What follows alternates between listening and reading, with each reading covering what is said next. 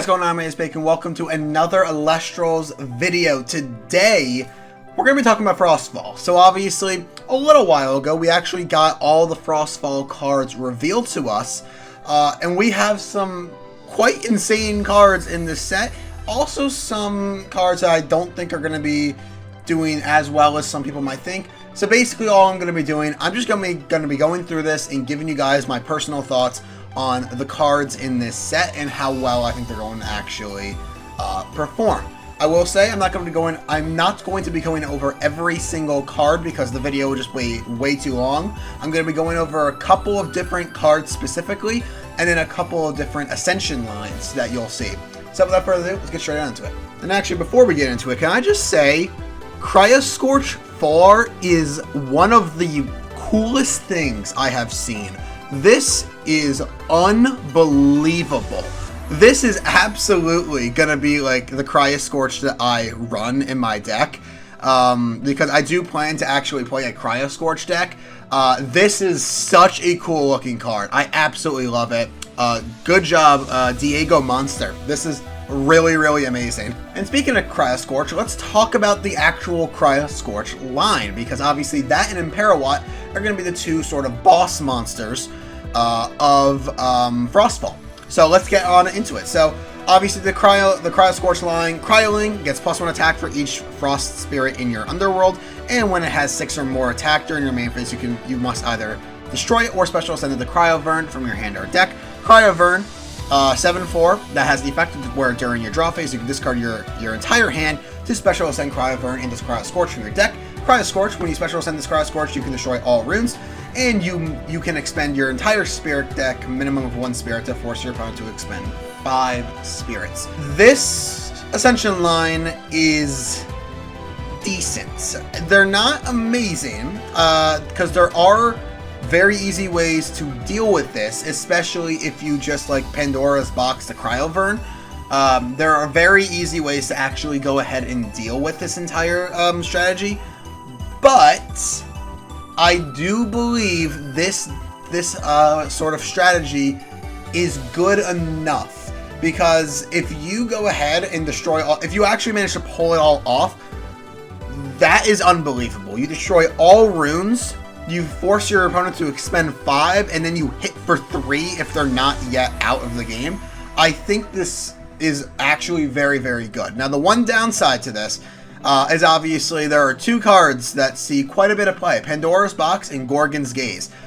If you get Gorgon's Gaze on the activation of Scorch, you are screwed. If your opponent Gorgons your Scorch, that forces the Scorch effect that forces you to expend your entire spirit deck, you are completely screwed. You might be going in for a big push. Oh, sorry, no, wait, no, my bad. I forgot. The Gorgon's Gaze would not be in the field if you went for Scorch. But if they just Gorgons your Scorch, you're not in the best of spots. Granted, you don't have to expend your entire spirit deck, but you're still not in the best of spots. And obviously Pandora's Box and Gorgon's Gaze are just straight up way too good against Cryovern. That being said, I do think there are a lot of different instances where if you can just... This entire Ascension line is obviously a very late game Ascension line you would go for. So I think in the late game, if your opponent is running low on spirits and they don't really have a very filled back row, you can probably go for this and actually just get the win straight up. So I don't think this is actually that bad of an Ascension line, but I do think there are a lot of different counters to it. Obviously, I already mentioned Pandora's Box. I already mentioned Gorgon's Gaze. But there are some like other ones in there that could potentially go ahead and deal with this. If you do force your opponent to expend 5 spirits and it doesn't deal with them, then they can just go right on the crackback and probably deal with Scorch very easily. Granted, 14 attacker, it is not bad. There's a couple of things about this that are a problem, but I think for the most part, these cards are good. I think they're good. I think they could be better, but I do think they are good. Next up, let's talk about the Imperawatt line. Obviously, Snowwaddle on normal cast. The Snowwaddle can search for an Elestral from your deck with an enchantment cost of Frost Thunder and add it to your hand. And the most likely target you're going to add is going to be Pangawatt. It's a 5/7. that can, during your draw phase, disenchant either a Frost or a Thunder from your field to special ascend this Pangawatt into Imperawatt from your hand or deck. And Imperawatt at 11-9, when you cast this Imperawatt, you can nexus all of your enchanting spirits to it, and you can disenchant 3 spirits in any combination of Frost or Thunder in order to destroy each card on an opponent's field. So there's a couple of things with this. In terms of how good I think this is, I am still debating it, but I'm leaning towards the Imperawatt line is not good. I'm leaning toward that. And I kind of hope I'm wrong, because I honestly do think like this entire Ascension line is really, really cool. But there are a lot of issues with it. The number one issue I see with it is that it's kind of difficult to ascend into Pangawatt. The reason why I feel like the Cryoscorch line works so well is that Cryoling has an effect to ascend into Cryovern from your deck. And I think just due to that, if you are able to get to your copy of Cryoling, then you can go straight into your Cryovern and you're totally fine. Snowaddle is not like that. It searches your Pangawatt, but you don't have a very easy way to get into Pangawatt unless the Snowaddle manages to actually stay alive. And that being said, even if you manage to get out Imperawatt, how likely is it that Imperawatt's actually going to be a menace on the field? Granted, it is an 11-9, which is a very good stat line for you to have, but the first effect to have all spirits, nexus all spirits to it, isn't super amazing in my opinion, because what you would want from this is cast Imperawatt, nexus at least 3 spirits onto the Imperawatt, and then activate the effect to destroy all cards your opponent controls. If you do that, I think the only really consistent way you can do it is with Keon. In Keon, in order for you to be able to do that with ease, you would need to actually cast 4 spirits onto the Keon, because you would need to disenchant 1 from the Pangawatt, and then you would need to go for the Imperawatt. Then you would have to get the Imperawatt Nexus. So if you disenchant 1, you would be left with 3 on that Keon. You would enchant 3 Frost onto that Imperawatt and be able to activate the effect. Even then, if you are able to do all of that and destroy all cards your opponent controls, I don't think Imperawatt's very good, just due to the fact that it doesn't have protection. It's a lot of investment to go into if you are able to actually go ahead and deal with all cards your opponent controls. You would go ahead and hit them for 3 after just disenchanting 3, and then on your opponent's turn, they just be like, okay, I activate either Resting on Your Laurels or Earthquake. Boom, Imperawatt's dealt with. That's it. And then you just basically lost 6 spirits, which you might say 6 spirits for destroying your opponent's entire field isn't that bad. That might be a good enough payoff for people. For me, I don't think it's a good enough payoff, so that's why I don't think Imperawatt's going to be that amazing. Next card I want to talk about is actually a bit of a weird one. I want to specifically talk about Urskote. I don't care that much about the new Ursa cards. I don't think they're going to solve all the problems with Ursas, and I'm not a huge fan of the Ursa deck in general. I think the cards are cute. I wish I was a fan of them, but I just don't think I'm not a huge fan of the playstyle of them. But Urskote's a bit of an interesting one, because I think Urskote is a card that could potentially see play in Frost decks outside of Ursa decks. Urskote has the effect where when this Urskote is attacked, during the damage step, you can return the attacking Celestial to its owner's hand. You can do this even if this Urskote is destroyed by the attack. Now, there's a couple of things about this that I'm not entirely certain about. One, if you play Urskote and your opponent attacks the Urskote with a Viscerus, does the Viscerus activate its effect to summon another Viscerus from deck? I honestly don't know. And if you guys do know, please let me know in the comments. I'm genuinely curious, because it says during the damage step. The damage step cap happens before the Urskote is actually destroyed. So if you do that, the Urskote would bounce the Viscerus first and then get destroyed. And since the Viscerus isn't on the field, can you still activate the effect? I honestly don't know. If the answer is no, the Viscerus does not get to activate its effect, Ursko is going to be like the best possible card you can play against Earth Beatdown. This card is unbelievable if it's put, that's how it works. Just because it's just basically a wall that if it gets attacked, you bounce the Elestral to your opponent's hand. So yes, they deal with your Ursko, but then you bounce their guy. This card might be genuinely insane. Maybe I'm just thinking too much into it. Obviously, if it doesn't work the way I hope it works, then this card's not very good. But even then, I do still think this card will probably see a little bit of play. It's not really an Elestral you have to search with like Narpoon or anything like that. It realistically can just be an Elestral that you mill and then Reborn off in Frostix. Like, that could literally just be what you do, and that could straight up just work, give you a bit of a defensive option in order to go for that. But I honestly think Ursko is a very interesting card, and I think it could potentially see play in Frostix.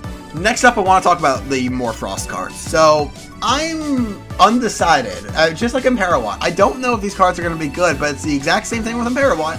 I'm leaning toward they're not going to be good. I do see some stuff that you can do with them, and the deck is obviously very, very consistent. This deck is absolutely insane in terms of consistency. They're all one-cost Elestrals, so you can search every single one of them off of Narpoon. And they just search themselves and send themselves to the graveyard, and then they can special cast them from the graveyard. Sorry, from the underworld. I'm thinking Yu-Gi-Oh! But there's a lot of things with this that I'm scared of.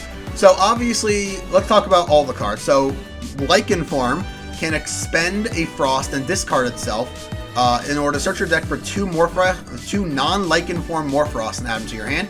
In this form, on cast, you can expend the Frost to search your deck for two Morfrost and then to the Underworld. And when this Morfrost is destroyed in battle, you can target and destroy a face-down rune. Abominable Form gives you an additional +1 attack for each Morfrost in your Underworld, and you can disenchant a Frost from this Morfrost in order to special cast a Morfrost that is not Abominable Form from your Underworld. And Terraform it gives your opponent's Elestrals -1 attack for each Frost enchanting this Morfrost, and when a player activates a card effect that targets one or more Morfrost, you can discard a Morfrost in order to negate the effect and destroy that card. These cards seem good, but I don't think they're going to be super meta defining, because the big payoff for this is to your end board would basically consist well, not an end board because there's no like combos, but your go-to board would consist of Abominable Form and Terraform Morfrost. And what this would allow you to do, it would give you a big beater in the Abominable Form, and it would give you protection in Terraform, while also making your opponent's Elestrals lose attack. So there's a lot of things to think about with this, but for the most part, I don't think this guy's going to be that good, because I think that whole board state of getting Abominable Form and Terraform out into your side of the field is easier said than done. The easiest way I can see you do this is maybe go Lichen Form to search Indus Form and Abominable Form, normal cast Indus Form, send to grave a Terraform and maybe another Indus Form or something like that.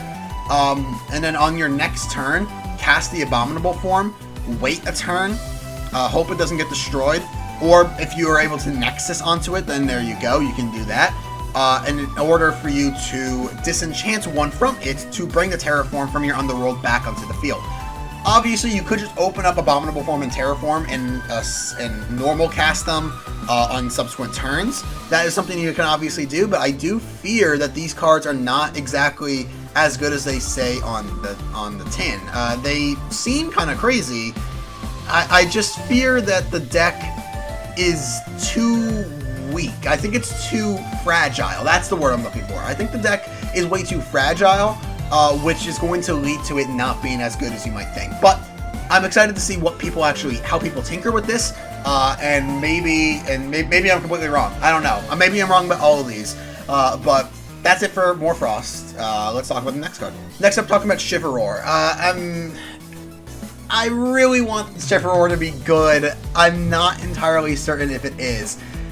It's not bad. I will say it's not bad by any means. You can enchant a Frost Spirit from your Underworld to a Frost Elestral on your field, can also be it.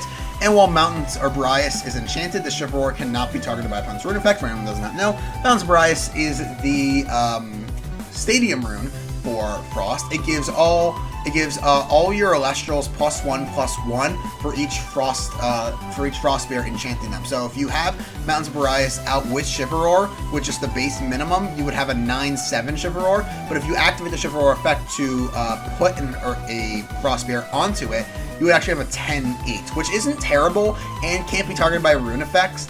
I don't think that's good enough. You have a big guy that can't be targeted. I don't think that's straight up good enough because, first of all, if Mountains of Boreas gets dealt with, then you're in a tough situation. And if you are even able to get this card out with Mountains of Boreas, this card is still vulnerable to cards like Shield of Achilles, which does not target the attacking monster. So there's a couple of weird things with this card. I don't think it's going to be super amazing, but I'm excited to see how people tinker with it. Next up, I also want to talk about Arcturus. There's a lot of Frost cards I want to talk about. Arcturus is an interesting one. I don't think this card's actually as good as cards like Taurus and stuff like that. But in Frost, I could potentially see them being somewhat better. If this card was given to something like a Thunder deck or Water for that matter, I don't think this effect would be super amazing, but the fact that you are able to expend spirits is actually very, very powerful depending on the style of Frost deck you're going for. Obviously, Frigid Cub has the effect to enchant a Frost Spirit from your underworld to it. Chivalror has the exact same effect. There's a couple of cards, for example, Cryoling needs Frost Spirits in the underworld, so if you have that, then this card actually might be pretty decent. But I don't think that +3 attack is super amazing in comparison to what like Taurus and Valkyries can actually do. So the effect I feel like is slightly less good, but at the same time, I don't honestly know. I never really used the big beaters that much, so to be entirely honest, maybe I'm completely wrong.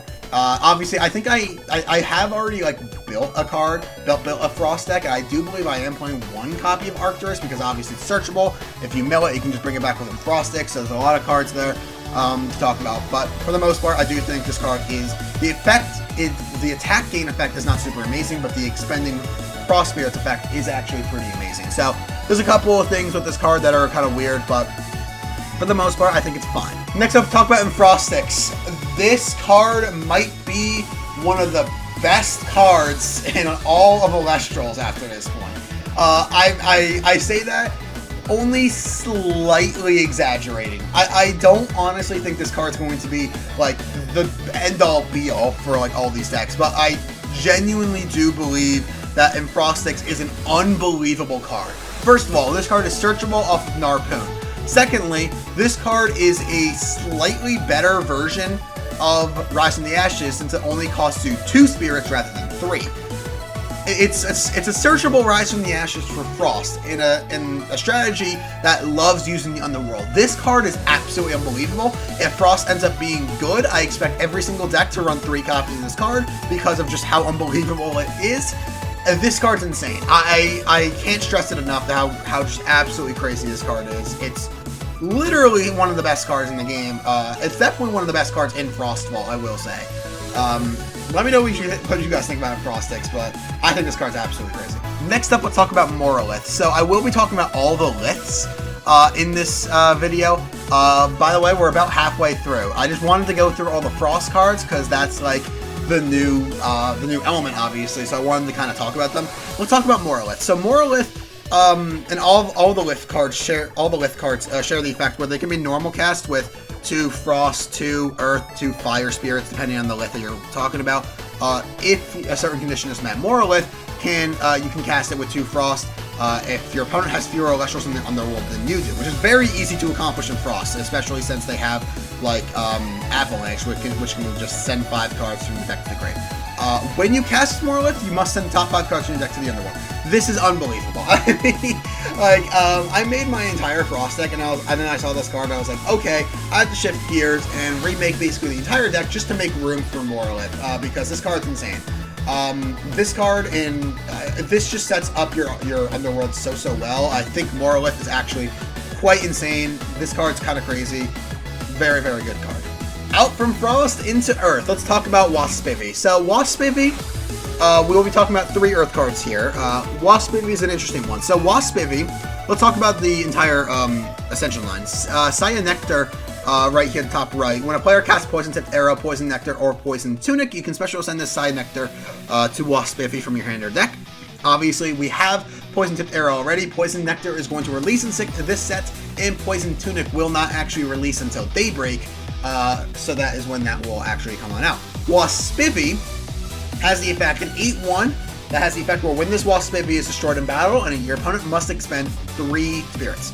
And this Waspivy is unaffected by opponent's counter runes if it is ascended from Saya Nectar. I will say one thing about this card, I think that effect is actually very, very good. I think the fact that it does force your opponent to expend 3 if destroyed by battle, it's a good payoff for if you get it out to begin with. And the fact that it's unaffected by counter runes, that means it can't be Gorgons, it can't be, you can attack freely with this thing because it's unaffected by Tsunami, it's unaffected by Shield, it's unaffected by PTA, it's unaffected by all of these cards that are just so oppressive in the current meta. So I think it's very, very good. However, should be noted, not only do I think that Saya Nectar is not going to be the easiest thing to ascend to use the effect of. Obviously, if you open a Saya Nectar and a Poison Tipped Arrow, then you can just go ahead, Saya Nectar cast, set a Poison Tipped Arrow. Your opponent casts anything, you go into Waspivy, you're good.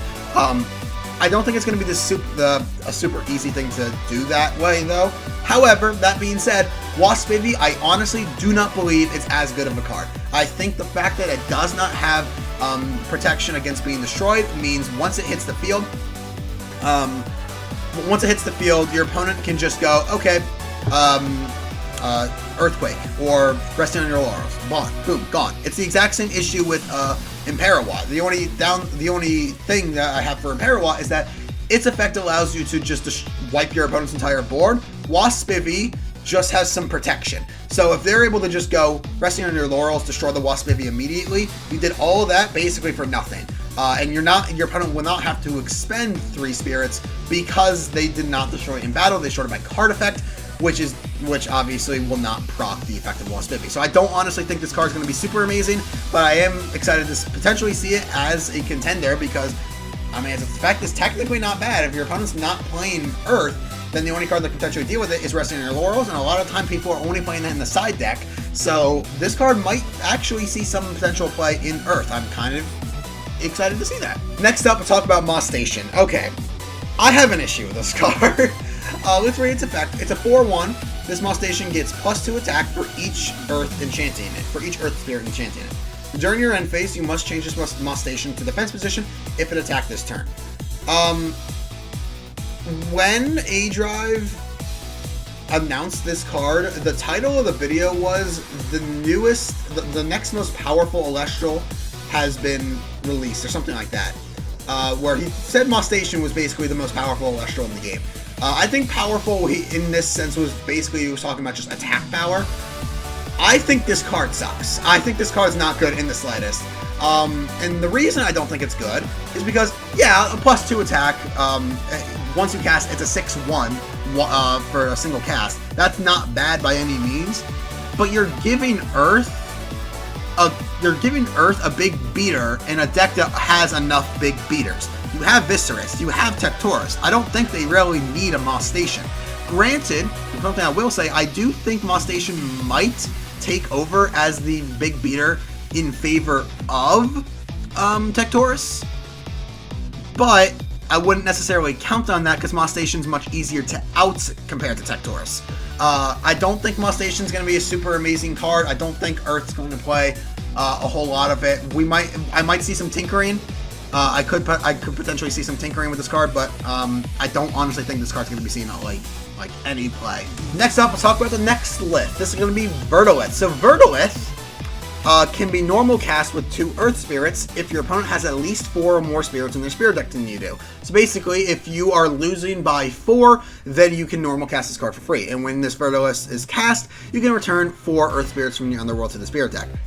This card is not very good in my opinion. I don't see this card being a big staple in Earth. I don't really think getting the 4 Earth Spirits back is going to be a super amazing effect. It's not bad, but a lot of the time Earth Beatdown is able to just deal so much pressure that you're not really ever in a super big losing state, to the point where Verdolith is actually going to be a card that you could potentially cast out and have it be like a very beneficial effect. You're still, when you cast this, going to be down 2 spirits, and granted you do have a 7 defender, but I feel like if this card was going to be seen play, you would need to flip those stats. This would have to be a 7-3 or a 6-4 rather than a 3-7, because I think you wanted an additional beater for if you were going for that, rather than just a defender that replenishes you only on cast. So I don't think this card's very good, but I've been proven wrong before. Maybe it's fine.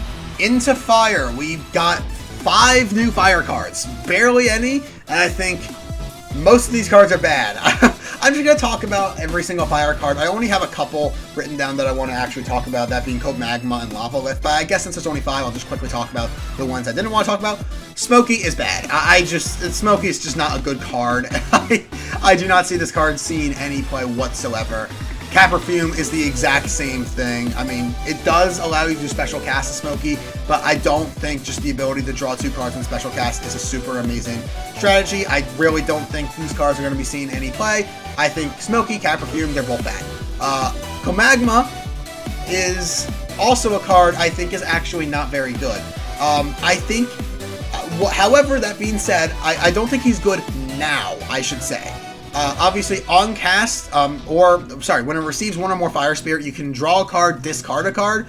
I don't think the discard a card is super amazing, especially since we have a card like Clovey that does the exact same thing as Comagma and doesn't discard a card. But, that being said, Comagma is for Fire, Clovey is for Earth, so the playstyles are slightly different. Maybe discarding a card is actually helpful because it does set up your underworld. As of right now, that's not really the case, but A-Drive did say in future sets, in like Daybreak and beyond, they will look to give Comagma additional support. So I think this card has potential, but I don't think now it's a very good card. I think it will see some amount of play just for a consistency buff, potentially for Fire, but I don't think Comagma is going to be an amazing card as of right now. Exalt Flare is kind of crazy. Let's be entirely honest. Like, I don't think anyone's saying Exalt Flare is bad. This card just allows you to just ascend into a 2-cost Fire Elestral from your hand. This can get you into so many different cards. It can get you into your burn cards. It can get you into, like, the Trifernal line. There's so many different ways this card can get into a lot of different things. It's obviously an additional Nexuser, so you no longer have to play cards like, Kinleo. You no longer have to play Kinleo, which, granted, is not bad, but you don't have to play that anymore. You can just go ahead and play Exalt Flare, and potentially just go ahead and ascend into a 2-cost Celestial, which can also be your copy of Lavalith, which we're going to talk about. Lavalith, A-Drive said that this was the card for Frostfall. This card can be cast with 2 Fire Spirits if an opponent has at least 2 or more Enchanting Spirits than you do. That's actually very easy to accomplish. I don't think that's that bad. When you cast this Lavalith, you can target and destroy a Lunar Rune. I don't think this card's super amazing, but I do think Fire decks will play it. I don't think Fire is... I think Fire is still missing a whole lot. I don't think the payoff for just destroying a rune is super amazing, but the fact that it is a 6-4 that does destroy a rune in the process, that can then just be... you can also go into it off of something like Exalt Flare. I think this card will see a ton of play in Fire. Likely Fire is going to be playing 3 copies of this card, but I don't think decks outside of Fire decks are actually going to be playing this card just as like a tech card. I just don't see it. But I am excited to see this card potentially in action because it does obviously destroy runes, but I'm like, how is this card super good when we have something like P-Gust that like doesn't see a ton of play except inside Wind, and it's doing the exact same thing but at an easier opportunity. I don't really know. I don't think this card's going to be a very amazing, but I do think it's consistent to get into, and I do think it's not a bad effect and something that Fire, I feel like, desperately needed. So Fire decks will play this, but I don't think this card's going to like shift the meta game in Fire's favor necessarily. But we'll see. Next up, I want to talk about Funglow and Brontiglow. You might be noticing that I skipped every single water card. Honestly, the only water card I care about is Narpoon, but this is an obvious... That card's obvious. I don't really need to touch on it. So we're just moving on. Funglow and Brontiglow. let's talk about this. This is going to be a bit of a different conversation. I'm not actually going to be talking about how good I think these cards are. I'm going to be talking about the design space I see with these cards.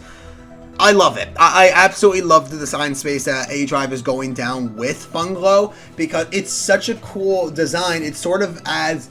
I like what he's doing with, like, adding archetypes within certain, like, elements. For example, we have Fruit, which is an Earth deck, but it's its own deck. It's not just Earth. It's not something you play inside Earth. It's its own deck.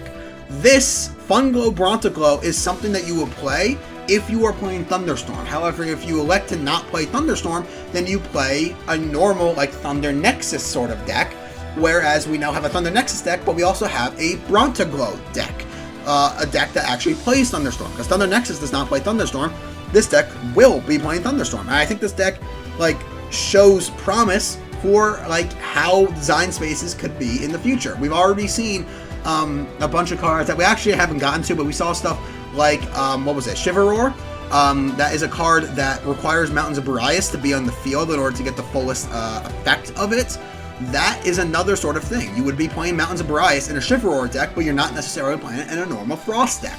So I really like the design space for these cards. It's just, when a player does something with a specific card, do this. And I think that's so cool. It's the same thing with Waspivy. You might not be playing, like, the Poison Nectar kind of stuff, in normal Earth, but you might elect to play that in a Waspivy deck. So I think that's, like, a very good design space for the game, and I think if we go down this route, we will be seeing a lot of different decks very fast. It's not just going to be, oh, we have a Thunder deck versus a Water deck or something like that. It's going to be, oh, we have a Bronteglow deck versus a, like, Shiverroar deck. And that's different from just their normal... that's just different from, like, their normal element. I think there is a lot of opportunity there, so I'm really looking forward to that. I think it's a great design space to have. The last Elestral I want to talk about is Flammoth. So Flammoth, as you can see right there at the bottom left, but we'll be talking about the entire Ascension. Nimbug, you can expend a win to special ascend this Nimbug to Sirikun from your hand or deck. That's obviously just, like, something that we have seen. Charcoon, Nimbug's obviously already in base set, so just getting a reprint here. Charcoon, it always counts as Sirikun, which is obviously very good because you can ascend from Nimbug to Charcoon. During your draw phase, you can special ascend this Charcoon to Flammoth from your hand or deck if you have at least 3 Enchanting Fire Spirits on your field. And then you go straight into Flammoth, which gets +1 attack for each Enchanting Wind on your field. And when a player activates a rune effect, you can expend 2 fire in order to negate the effect and destroy that rune. And this card's effect can be activated only once per turn. This card is insane. And we haven't quite talked about why this card's insane, but if you missed it, there was a clash that A-Drive actually uploaded on his on the Elestrals channel a little while back, where he clashed against Distant Coder. And he actually brought a Flammoth deck to play against Coder's Earth Beatdown deck. He was playing a bunch of different Frostfall cards, and the deck seemed competent. There is a card we actually have not gotten to yet that I will be talking about that helps turbo out Flammoth without having to go down the Nimbug or Charcoon routes. And to be entirely honest, I'm not entirely certain if this is true. I actually don't think A-Drive was playing Nimbug or Charcoon in his Flammoth deck. He was playing a bunch of, like, Wind Toolbox cards in order to set up for a Flammoth with a Tower of the Skies, which is a card we'll get to later. That allows you to Nexus and then special ascend into a Wind Elestral from your hand, which Flammoth obviously is. But this card's absolutely insane. Not only is it a big beater, it negates runes, which is very good because this card basically gives itself protection. It protects itself from resting on your laurels. It protects itself from Earthquake. It can protect your attacks from going through. If your opponent is playing, like, Gorgon's Gaze, Shield of Achilles, any of that, it protects those attacks from going through. It protects you when you go in for attacks, so your opponent can't actually deal with you. And it's super easy, super consistent to get out. You're obviously in Wind already, so you're playing a lot of the good Wind cards. You're in Fire, so you're playing a lot of the good Fire cards, which we'll get into. There is another card that can negate runes that we'll talk about a little bit later.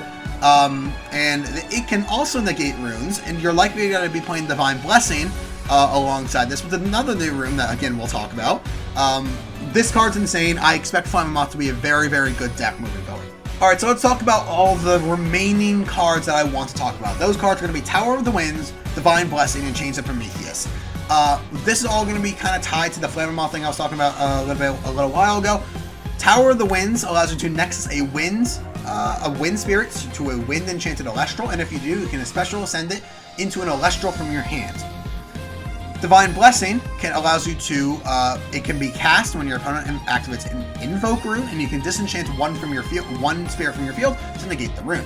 Chains of Prometheus can only be cast when your opponent activates a counter rune. You negate the rune, and then your opponent returns one spirit from their underworld to their spirit deck. All of these cards, I think, are going to be absolutely insane moving forward. So Tower of the Winds, obviously, we talked about it. This is how you're going to go ahead and get into your Flaming Moth line. Now, obviously, we talked about Flaming Moth. We didn't talk about a whole lot of the other wind cards. Nemi Sail is obviously going to be coming out in this set, which is just an unbelievable card for wind. It allows you to just restore wind spirits from your underworld. Very, very good. So you always have enough wind spirits. That's very, very good. And then you can go into Flaming Moth, which will give you a negate of any rune. Divine Blessing will give you a negate of an invoke rune, and Chains of Prometheus will give you a negate of a counter rune. Your opponent's basically not going to be able to activate runes while also having to deal with a Flaming Moth. So I think they're going to be absolutely insane. Chains of Prometheus is going to be one of the best counter runes moving forward, just because it negates all those counter runes, so you actually have like foreplay against them. You actually are able to interact with those counter runes rather than just your opponent casting them and you're like, okay, that's fine, it goes through and you're dealt with. You can actually protect yourself from going in for attacks, because if your opponent's like, oh, I'm going to activate Tsunami, you can go Chains of Prometheus, negate the Tsunami, you're off to the races, you go ahead, you attack. This card is going to be providing a bunch of consistency for the Fire deck.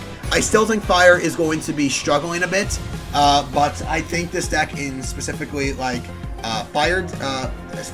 side Fire decks, for example, Flaming Moth decks, Cryo-Scorch decks, I think this card's going to be played a lot. I think it's going to be very, very good for those decks. So anyway, that is all that I really had to talk about for Frostfall. If there are any cards you guys actually want me to continue to talk about, let me know in the comments, and I'll likely just reply to you with my thoughts on that card. I just want to talk about the cards I felt like I personally had opinions on, and I think I did a good job of that. So let me know down below what cards you might want me to talk about next, and if you want even more of this. In terms of overall thoughts on Frostfall, I think this set is insane. I think this set does so much for the game in such a good way. It's already we're providing very good support to a bunch of different decks. We obviously, there's a couple of cards we didn't talk about. We have the new Ambrosia card for fruit decks. That's going to be very, very good for those fruit decks.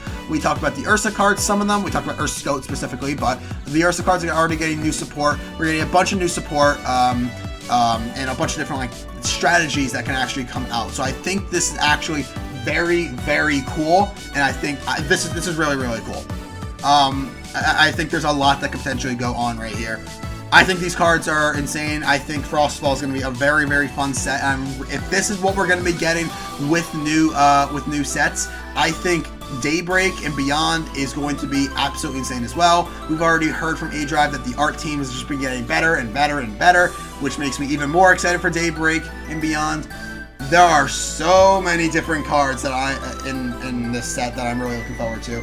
A lot of different stuff that I really think could potentially heat up the metagame, and a lot of the set is just really, really cool. And with that, I'm going to end this video here. So I really hope you guys did enjoy. If you did, make sure you hit the like button and subscribe for more. Hope to see all you guys in the next video. Goodbye.